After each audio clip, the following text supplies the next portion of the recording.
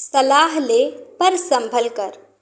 एक बार एक आदमी अपने छोटे से बालक के साथ एक घने जंगल में जा रहा था। तभी रास्ते में उस बालक को प्यास लगी और उसे पानी पिलाने उसके पिता उसे एक नदी पर ले गया। नदी पर पानी पीते पीते अचानक वो बालक पानी में गिर गया और डूबने से उसके प्राण निकल गए। वो आदमी बड़ा दुखी हुआ और उसने सोचा कि इस घने जंगल में इस बालक की अंतिम क्रिया किस प्रकार करूं। तभी उसका रोना सुनकर एक गिद्ध, सियार और नदी से एक कछुआ वहां आ गए और उस आदमी से सहानुभूति व्यक्त करने लगे। आदमी की परेशानी जानकर सब अपनी अपनी सलाह देने लगे। सियार ने लार टपकाते हुए कहा, ऐसा करो, इस बालक के शरीर को इस जंगल में ही किसी चट्टान के ऊपर छोड़ाओ, धरती माता इसका उद्धार कर देंगी। तभी गिद्ध अपनी खुशी छुपाते हुए बोला, नहीं, धरती पर तो इसको जानवर खा जाएंगे। ऐसा करो, इसे किसी वृक्ष के ऊपर डाल दो ताकि सूरज की गर्मी से इसकी अंतिम गति अच्छी हो जाएगी।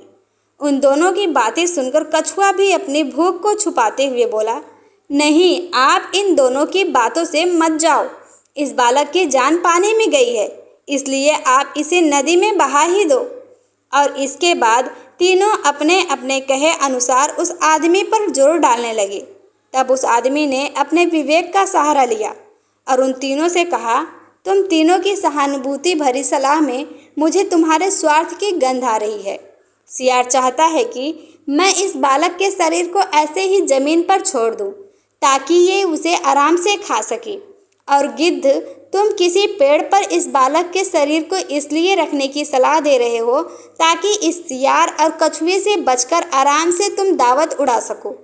और कछुआ, तुम नदी के अंदर रहते हो, इसलिए नदी में अपनी दावत का इंतजाम कर रहे हो। तुम्हें सलाह देने के लिए धन्यवाद, लेकिन मैं इस बालक के शरीर को अग्नि को समर्पित करूंगा, ना कि तुम्हारा भोजन बनने दूंगा। यह सुनकर वो तीनों अपना सा मुंह लेकर वहां से चले गए। दोस्तों, मैं ये नहीं कह रहा हूँ कि हर व्यक्ति अपना स्वार्थ भरी सलाह ही देगा, लेकिन आज के इस कॉम्पिटिटिव युग में हम अगर अपने विवेक की छलनी से किसी सलाह को छान ले तो शायद ज़्यादा सही रहेगा। हो सकता है कि आप लोग मेरी बात से पूरी तरह सहमत ना हो, पर कहीं ना कहीं आज के युग में ये भी तो सच है कि मेरे नज़दीक रहते हैं कुछ दोस्त ऐसे जो मुझ में ढूंढते हैं गलतियाँ अपनी। आशा करती हूँ कि पोस्ट अच्छी लगी हो। वीडियो को लाइक, चैनल को सब्सक्राइब जरूर करें। Thank you.